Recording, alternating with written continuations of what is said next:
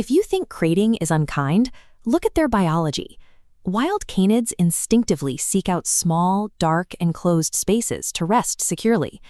Giving a new puppy total freedom in a large house sounds nice to humans, but that lack of defined personal space can be overwhelming and anxiety-inducing for the dog.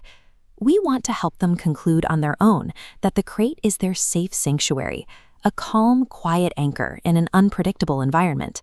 To do this right, you need the proper setup: an appropriately sized wire crate, a cover blanket, training treats, kibble, and a puzzle toy. When you put these pieces together correctly, you aren't forcing confinement. You are constructing an environment that satisfies a hardwired biological need. The first major mistake owners make is buying a crate that's too large, assuming their Yorkie needs plenty of room to stretch out.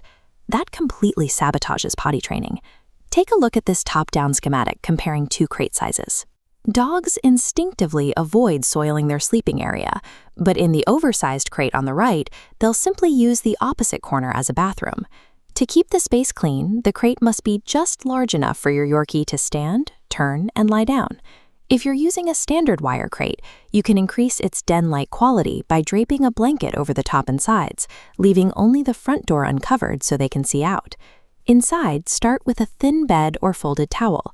Skip the thick plush bedding for now.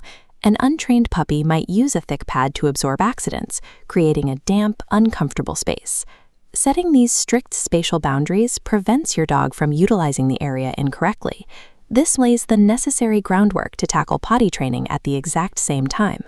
On day one, place the crate in a central, populated living area where you spend most of your time. Do not hide it away in an isolated room. Your unbreakable rule for the first few days is to leave the door wide open. Let your Yorkie investigate on their own terms and never physically push them inside. To encourage self-directed exploration, drop a trail of small treats, starting near the entrance and leading inside. Let them follow it at their own pace. By days 2 and 3, start feeding their meals near the crate. Move the bowl progressively closer, first right next to the entrance, then just inside, and eventually deep in the back. This phase takes immense patience. You cannot rush it, because your dog has to independently connect the crate with highly positive, rewarding events. Once they are happily eating inside, you can safely introduce the door. While they are distracted by their meal, close the door, count to 10, and open it.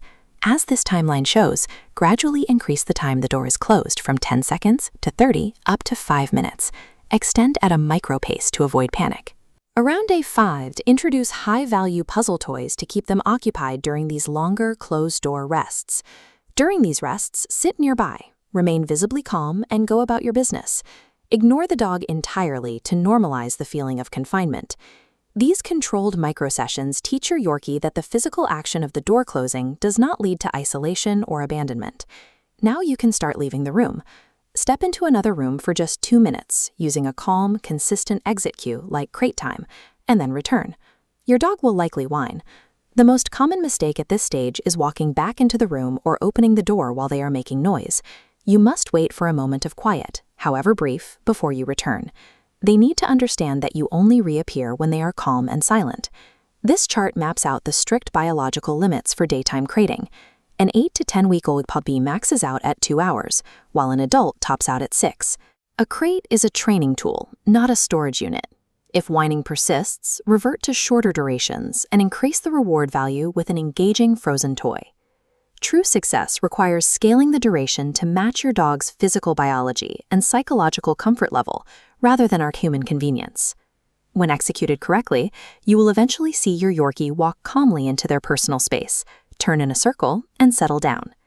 This comfort makes vet visits less stressful, simplifies travel, and ensures your household remains peaceful when you can't supervise your dog directly.